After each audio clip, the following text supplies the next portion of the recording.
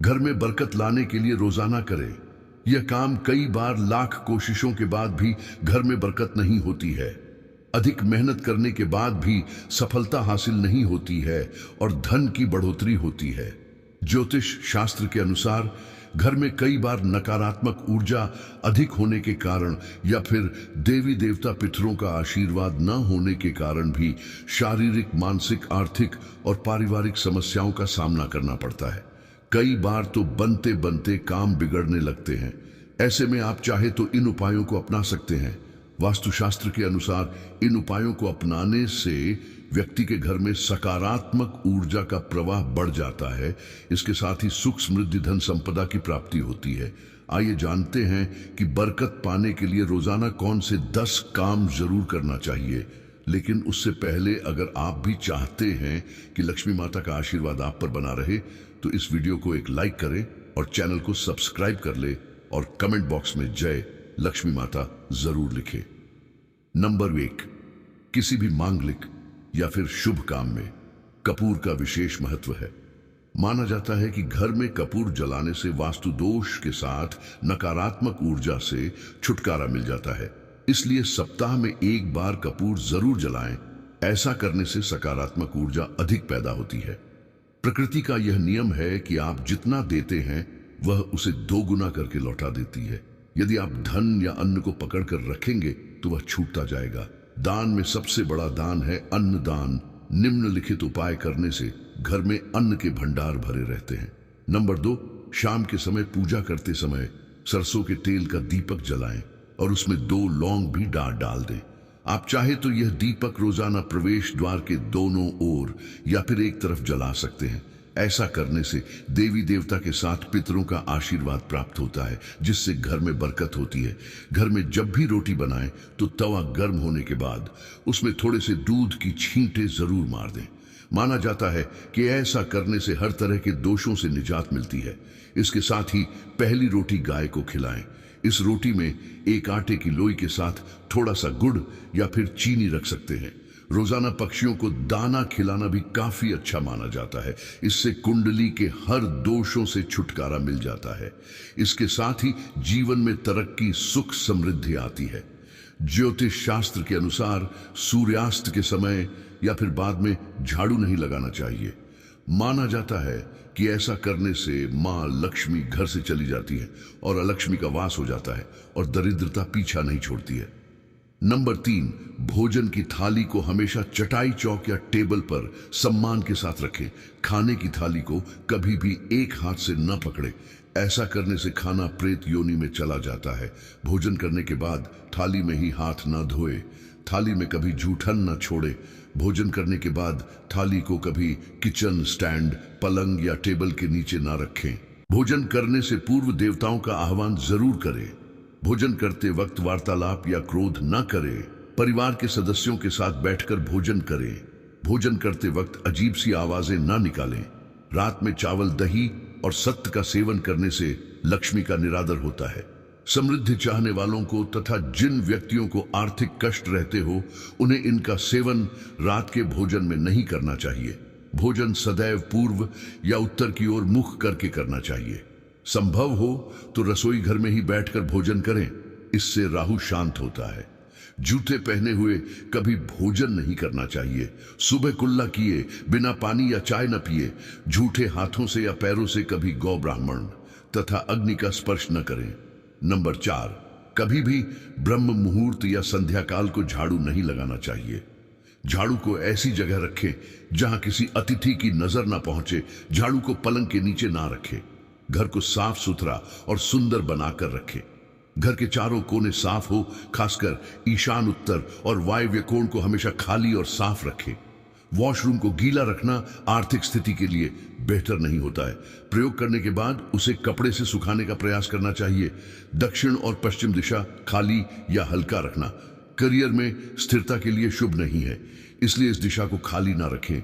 घर में काले, कत्थई, मटमैला, जामुनी और बैंगनी रंग का इस्तेमाल ना करें, चाहे चादर, पर्दे या हो दीवारों का रंग। घर में सीढ़ियों को पूर्व से पश्चिम या उत्तर से दक्षिण की ओर ही बनवाएं। कभी भी उत्तर पूर्व में सीढ़ियां ना बनवाएं। घर में फर्श, दीवार या छत पर दरार ना पड़ने दें। अगर ऐसा हो तो उन्हें तुरंत भरवा दें। घर में दरारों का होना अशुभ माना जाता है। नंबर 5, घर की स्त्री का सम्मान करें। दक्षिण दिशा में पैर करके न सोए।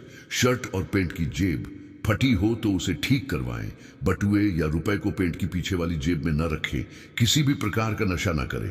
झूठ बोलते रहने से बरकत जाती रहती है। दांतों को अच्छे से साफ और चमकदार बनाए रखें। बार बार थूकने, छींकने या खांसने की आदत को बदलें।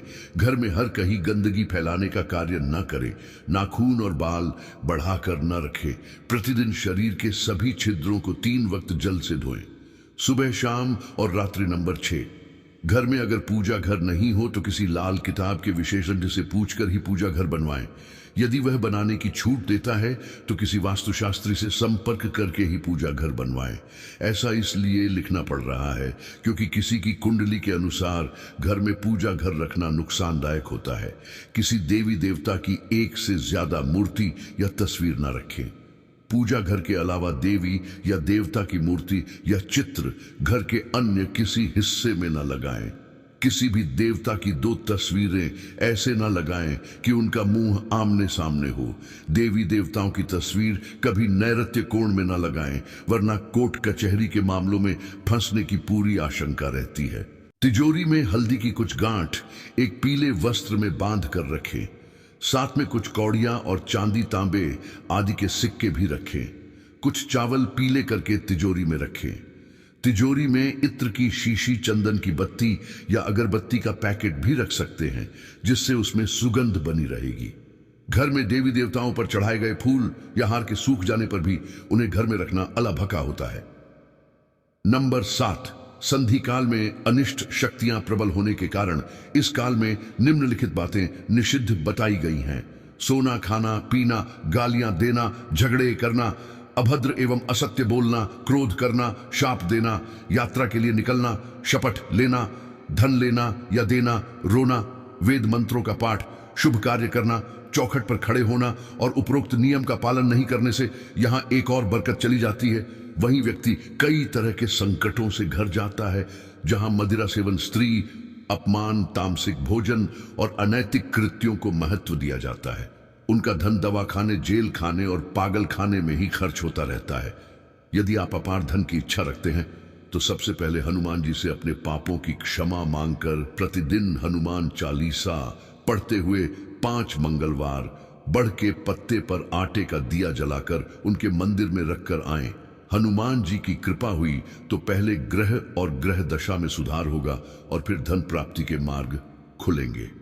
नंबर 8, घर की वस्तुओं को वास्तु के अनुसार रखकर प्रतिदिन घर को साफ और स्वच्छ कर प्रतिदिन हरि पूजा करें। घर के बाहर स्वस्तिक बनाएं और कुमकुम हल्दी डालकर उसकी दीपक से आरती उतारें। इसी के साथ ही प्रतिदिन सुबह और शाम को कर्पूर भी जलाएं और घर के वातावरण को सुगंधित बनाएं। जो नित्य देहरी की पूजा करते हैं, देहरी के आसपास घी के दीपक लगाते हैं, उनके घर में स्थायी लक्ष्मी निवास करती है। घर के बाहर शुद्ध केसर से स्वस्तिक का निर्माण करके उस पर पीले पुष्प और अक्षत चढ़ाएं। घर में लक्ष्मी का आगमन होगा। नंबर 9, पीपल में देवताओं का वास होता है। पीपल को सिर्फ शनिवार को ही छूना चाहिए।